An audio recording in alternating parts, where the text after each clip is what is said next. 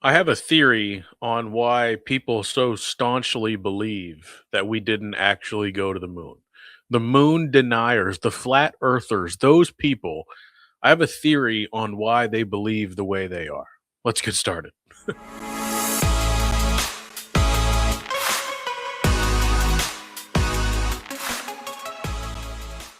Hi, hello, and welcome into episode number 181 of the Ball Don't Lie podcast. My name's Austin Elmore. I am your host. You can call me Auty. We'll get into the Bengals in just a moment, but first, a thought on space travel and the moon.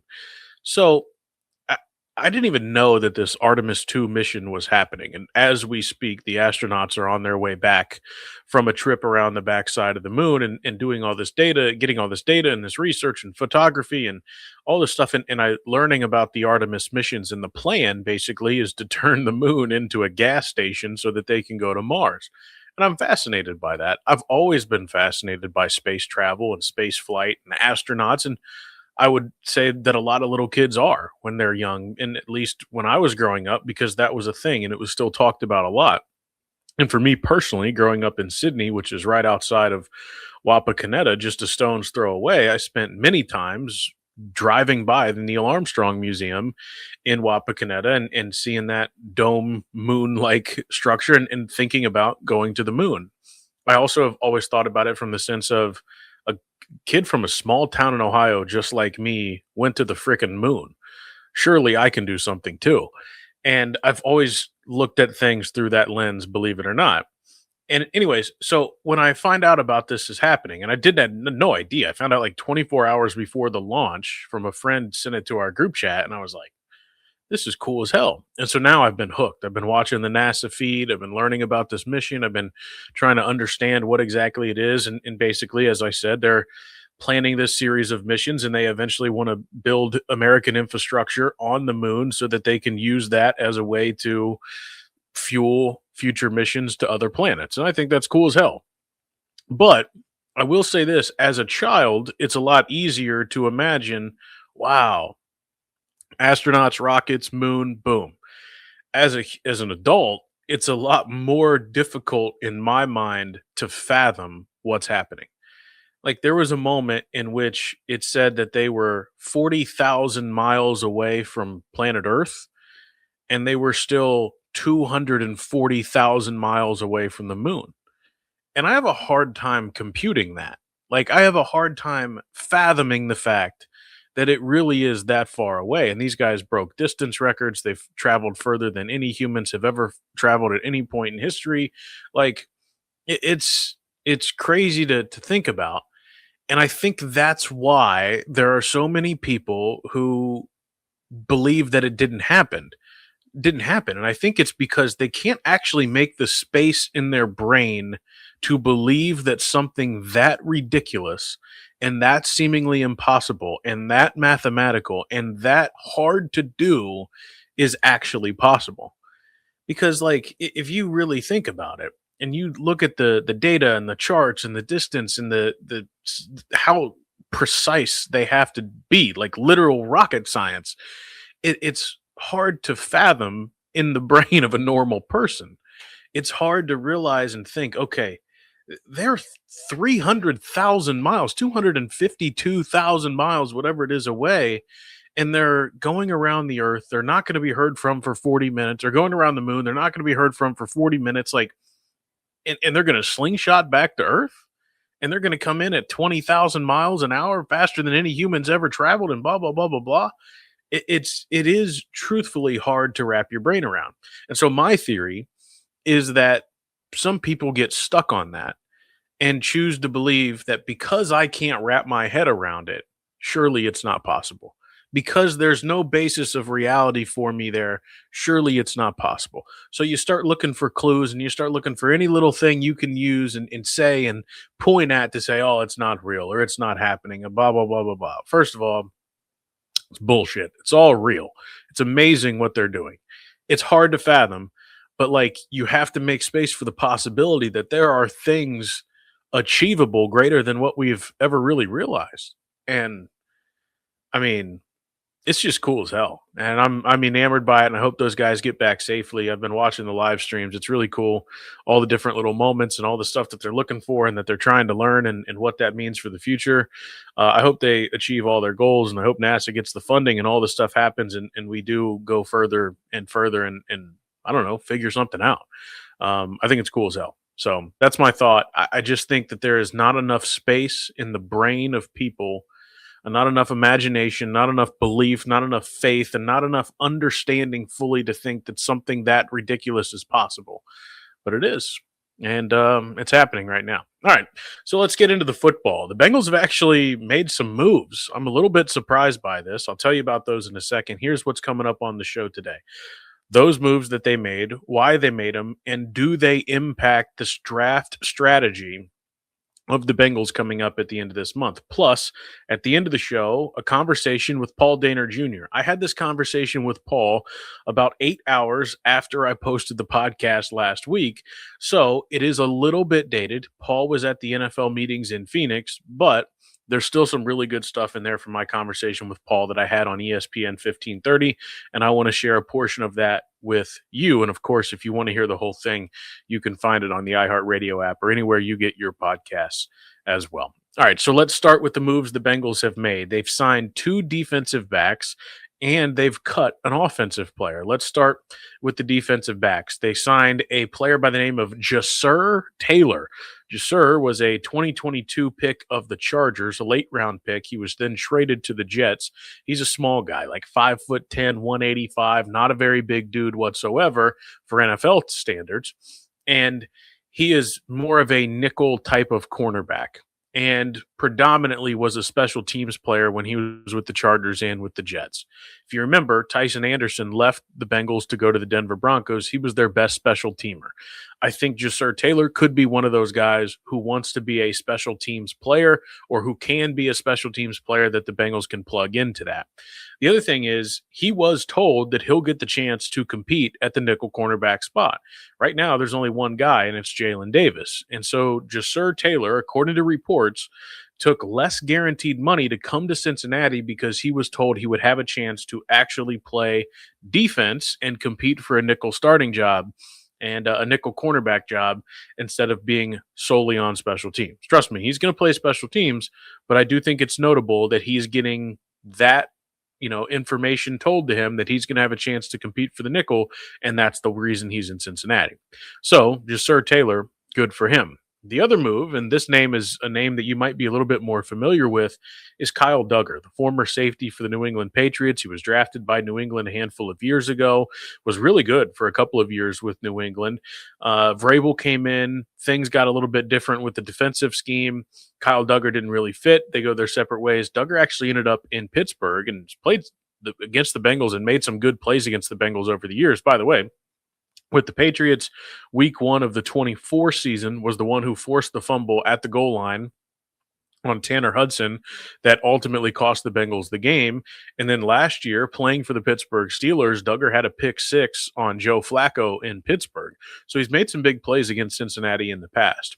And so when you consider the fact that they've already signed Brian Cook, they do have Dejon Anthony, they have Jordan Battle, they've got PJ Jules, Russ Yeast, etc. That's a room that still needed some depth. That's some room that needed someone added to that position, and they're probably going to draft another defensive back at some point. I don't know that they're going to draft a safety. I don't know that the Bengals can look around and say, okay, well, we know Caleb Downs is going to be there, so we're going to take Caleb Downs. They needed a backup safety. They got a backup safety. They just happened to get one who's played really well in the past, and they've got one who has a lot of experience in the division and in the AFC, a guy who's the perfect third safety. He will be able to help you out on special teams as well. But more than anything with Kyle Dugger, it's positional versatility. He's actually played a decent amount of snaps at the linebacker position. So he could come in and be a coverage linebacker, maybe match up on a running back.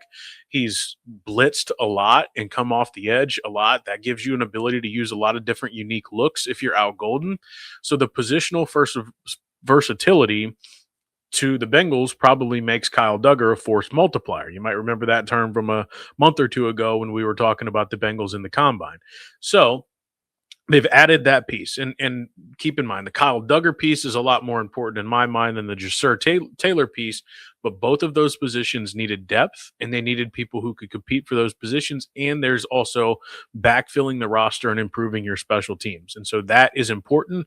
And that's what the Bengals were doing with those two moves. Most notably, though, with Kyle Duggar, you've got a backup safety who's a veteran that you trust, and you've got positional versatility throughout the defense that allows you to be a little bit more creative if you need to be, and if you want to stay in that nickel set, especially against more heavy personnel like we've seen in recent years across the NFL.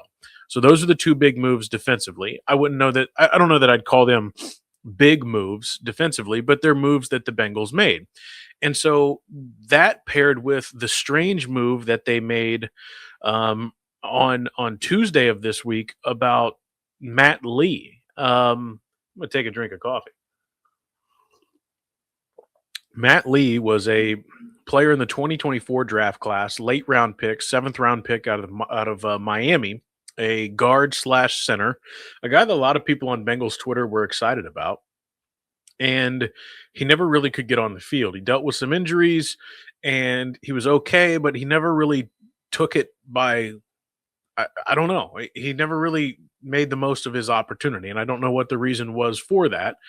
But I do think it's noteworthy that Matt Lee was waived yesterday, and I don't understand why. Why are you waiving him now? Number one, financially, there's virtually no cost to him. There's not like you have roster limits that you have to be a part of. I don't understand why now, 3 weeks before the NFL draft, you're waiving Matt Lee.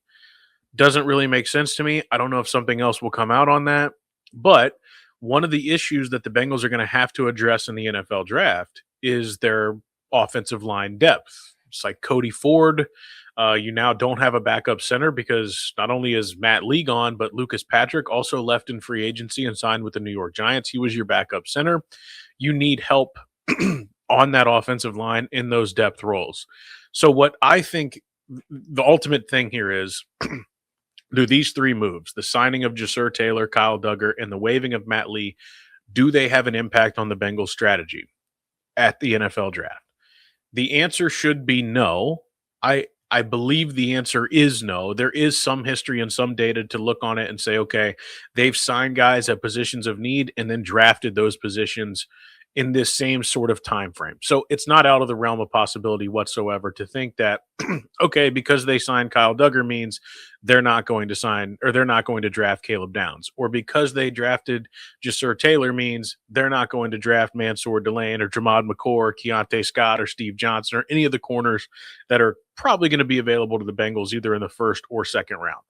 So the short answer on that, on the defensive side of the ball, is no. I don't think it changes their perspective at all. I don't think that it changes their draft strategy at all. I think they're still very much interested in Sonny Styles, in Caleb Downs, in Mansour Delane, in Jermod McCoy. Like any of those guys, any of those defensive difference makers that they think can come in and start day one and be a part of this team, they are very much interested in them. But here's the thing. I do think the offensive line thing has an impact on what they do in the draft, and it could trickle into the second round. So I don't know that you're great or feeling great about the positions and the players at number 10 offensive line wise, just because of the weight that you need on defense and the weight that those defensive players will carry. But now that you have Amarius Mims to a long-term deal, and you have control of Amarius Mims for the next 2 years, you've got Orlando Brown Jr. under control. That kind of bumped the offensive tackle down a little bit on the realm of things that they need to work on. But I do think what this does is increases the chances that they trade back in round 2 or in round 3. And that's something that the Bengals have done pretty decent amount over the years. They've not been afraid to trade back a few picks in order to get more picks. And the reason I say this is they need those picks because they have depth positions across the team that they need to fill. Wide receiver, tight end, offensive line, center, safety, corner, linebacker.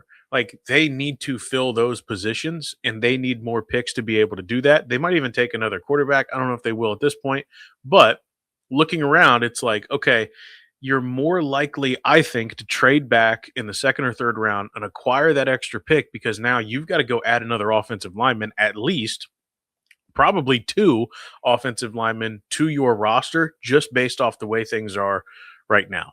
And so I don't I think the way they're positioned in the second round, they can still get a really good player, whether they're at 41 or if they're trading back 7 spots to 48 or if they're at 50. Like there's good players there that they can get that can help the team.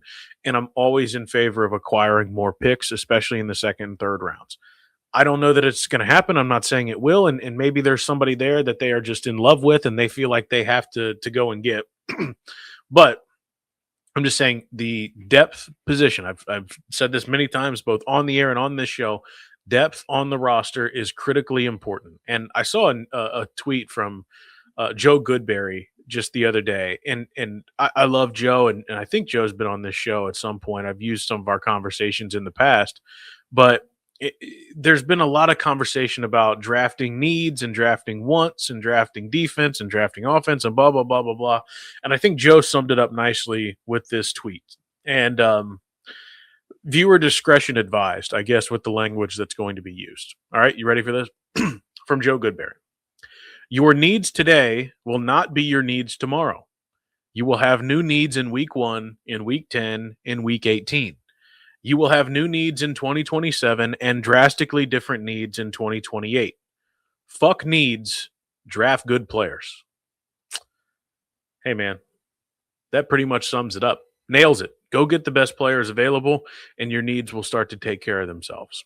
All right, so that does it for this portion. Let's switch over to the conversation with Paul Dehner Jr. Here's the context.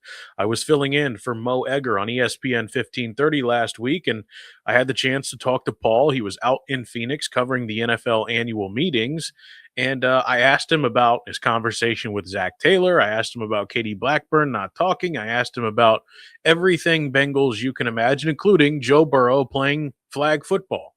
Here's the conversation with Paul Dehner Jr. What was Paul Dehner's biggest takeaway from the 40 or so minutes that you guys spent talking to the Bengals head coach? I think every single takeaway I have this offseason goes back to what's your plan on defense. Like they have one, you have one job. It's the meme. You have one job this offseason, right? Like get this D. So I revert back to, the latest reaction to what did or didn't happen, I guess, in free agency. And that was just sort of, hey, we're here for Barrett Carter and Demetrius Knight Jr. This is what we are going with. This is our guys. We believe in who they started to become the second half of the season. This is who we have. Shaka Hayward got a name drop in the first 10 minutes yesterday. Like it's Oren Burks. These are our guys, and we are going to. They don't really have a choice. I think you felt like he was saying we need a leap from these guys. These guys have to take a big jump. They could have spent on linebacker. They basically chose to go the Jonathan Allen right in their mind was kind of a choice that they made, but it was one more double down on Carter and Knight at a position that Austin, here's the thing, like we can debate Knight and Carter and whether the second half of the last season saw some improved play, what their career arc for year 2 realistically looks like. There's no depth behind them. Right. Like what if Barrett Carter gets hurt? Yep. Okay. Like there's nothing happening behind those guys even at this point because there was no veterans added. So I think that the state of that room and being like, this is what we are right now. They're not done, but this is where we are right now, certainly stood out. Is it fair to say that their plan to help those two players take a jump is signing the other guys and making the other rooms better? So the acquisition of Mafe, the acquisition of Cook, the acquisition of Allen will, in result, make those two players better. Is that basically the plan? Yeah, I think it's about those around them. I absolutely. I think having more stability all around those guys, the comfort and the confidence that they felt like they were starting to play, an understanding of the system. I think they felt like they saw those guys start to play more like the actual real players that they were last year. And if you have the mistakes not happening around them, you have more leadership around them, you have less missed tackles that expose things that happen, people that are cleaning up messes that maybe they don't quite get all the way down. Like, yes. And honestly, I think it kind of furthers the philosophy of the entire offseason, is that this entire defense and all the pieces that really got exposed were exposed largely for two reasons: lack of pass rush and missed tackles. And what they did in trying to add and focusing on the defensive line, and then focusing on Cook as the top things that they needed to do, can go a long way to having it not be so obvious the issues that you're having at linebacker. I also think that idea will be applied to the draft. Why would you change in the draft? And you asked Zach the question yesterday about the idea of bringing in another rookie linebacker into that room. I thought that was an interesting question. What did you make of Zach's response, where he said, I don't think it's a big deal if we bring in another rookie? Yeah, I was a little surprised at how resolute he was in that, which it kind of screams like, no, that's what's going to happen. because I think you could certainly hear an answer that sounded more like, yeah, I mean, you don't want to put too much more on their plate because there was so much issue last year, but there can be certain types of guys. And that was not the answer. I mean, it was that's not a problem. We put those guys in early because we knew they could handle everything the NFL throws at them, in terms of adversity and dealing with other players and being a leader and understanding the game, and essentially. And I don't know that I buy that all the way. I understand that's probably, if that's the direction you're going to go, if there's a good chance a young linebacker is coming into that room, you probably need to say that. I do think it, why put more unease and uncertainty around those two guys, where unease and uncertainty were the core of the problem for them last year. So I think that's probably in the back of their mind. But no, I mean, if you're taking face value on what he said, it certainly was one of those where they're very comfortable with just running back the concept of a rookie linebacker again. Why did they let Tyson Anderson go to Denver for 1 year and $1 million? I mean, I know I'm supposed to have answers for you here. I don't. It's like I get it. It's small. It's a special teams guy. Right. It's somebody who obviously they didn't think enough about defensively to even put in front of Geno Stone. So I'm sure Tyson wouldn't mind the idea of a fresh start somewhere else. But the idea that you just willingly add another problem to your depth chart, and a guy that everybody in the locker room loves, is like a real leader type, a really solid dude, and a really good special teamer. Right. Like that guy is the absolute definition of what you want your fourth safety to look like in this league. Like an ace or a maven, depending on the year and how you feel about ace and maven status with special teamer. But he's one of those dudes, and he's going to be great for your locker room. And at $1.5 million, 1/150th of your salary cap. Yeah. Like I like that. It doesn't make any sense to me. I don't really get it. So I'm gonna sit here and be like, hey, here's why. I don't know why, and I don't think a lot of people know why.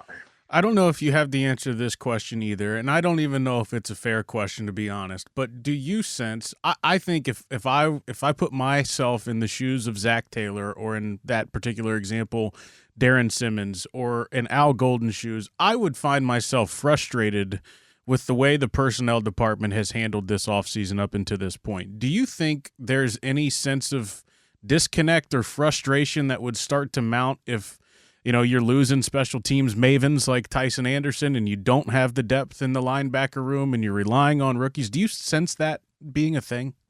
Yeah, I think there's some of that. I mean, I just think that's natural. This this is tale as old as time in the NFL. Is personnel and front office versus coaches. Whose fault is it when things go wrong? I said I needed it. You didn't give me that. You gave me the wrong guy. We'll coach him up. Like this is the NFL. Every fight, it feels like in the offseason that happens. So yeah, I'm sure coaches are frustrated because coaches want to have all their guys. They want to have veterans. They want to know what they're getting. They want to have guys that they like. They want to have it all.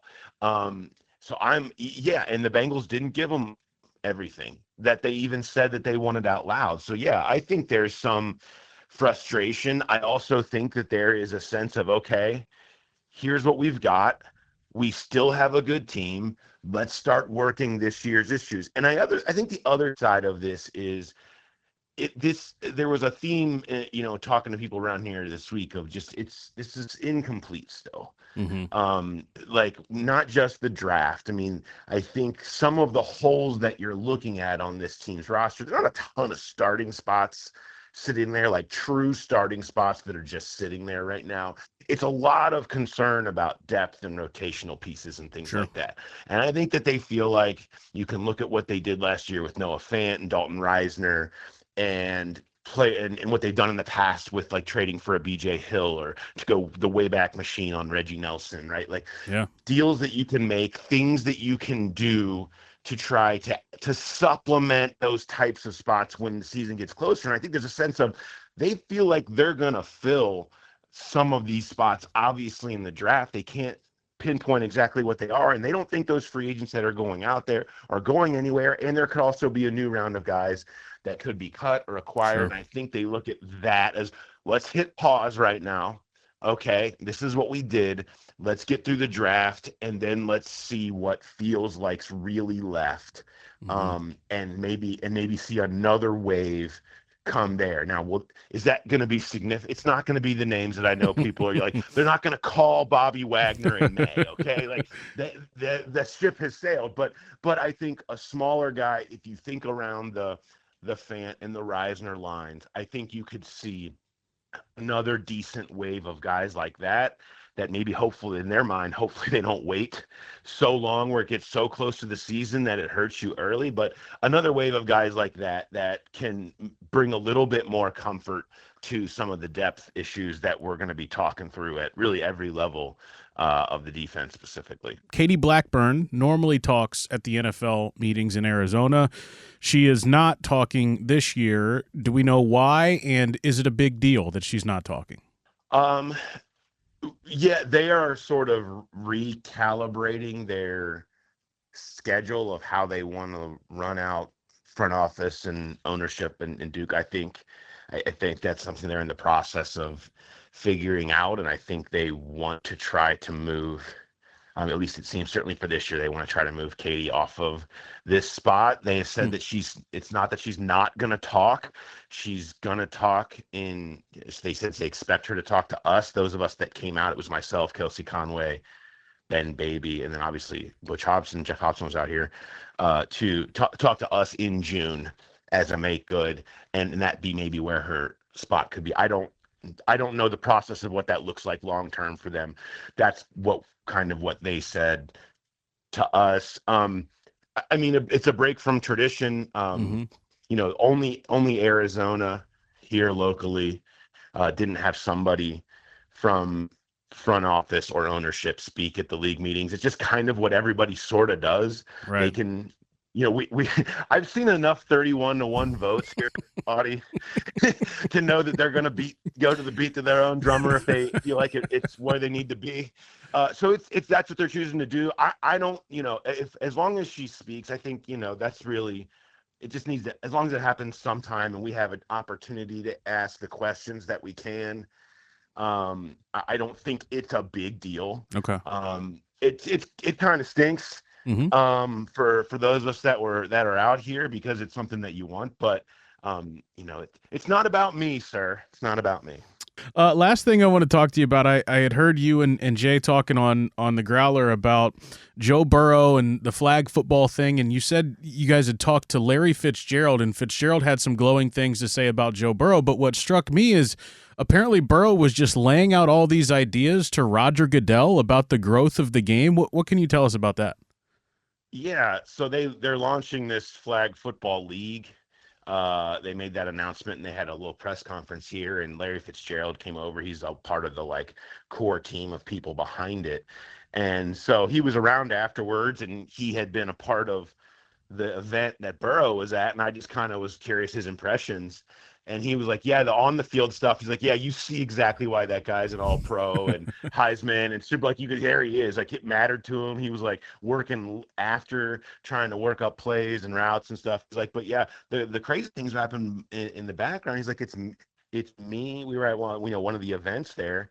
He's like, "It's me and Joe and Roger Goodell, and Joe has all of these ideas about how he thinks you can grow the game, the future of the game through flag football, big ideas, like really, really, really wanting to be an ambassador for the sport, like of football through, and has ideas about flag. And obviously we all know how much he wants to be a part of the Olympics if he can do that. And he's made that very clear. I just thought that was fast. Like he's just kind of in those circles, and he's like, he's got ideas, he's got thoughts, like he's calculated in all of this stuff. And I think he loves the idea of being part of being an ambassador for the game of football generally, and found the flag element fun. Once again, that's Paul Dehner Jr. from the Growler podcast and The Athletic. Go give him a follow. He is the best in the business. All right, that does it for me. Back again next week with hopefully some information on NFL Draft Day and what you can listen to when it comes to my Bengals coverage. Hopefully, we have some clarity on that by next week, and I can share that with you. But I can tell you right now, on ESPN 1530 on the day of the NFL Draft, we're going to be joined in studio by the great Frank Caliendo, the elite comedian, impressionist. I don't know if he would consider himself an impressionist, but he's a comedian. He does great impressions, especially in the sports world. We're going to do some Mel Kiper Jr. Impressions with Frank Caliendo on our show on NFL Draft Day in a couple of weeks. So mark your calendar right now. All right, that does it for me. Thanks so much for listening. Please like, subscribe, follow, share the podcast with somebody. Give it a 5-star rating if you haven't already. That really does help me, and I really do appreciate it. You can follow me on any and all social media at Auty Elmore. That's AUTYELMORE. Thanks so much, and we'll talk to you again next week. Have fun. Be safe. Go Bucks.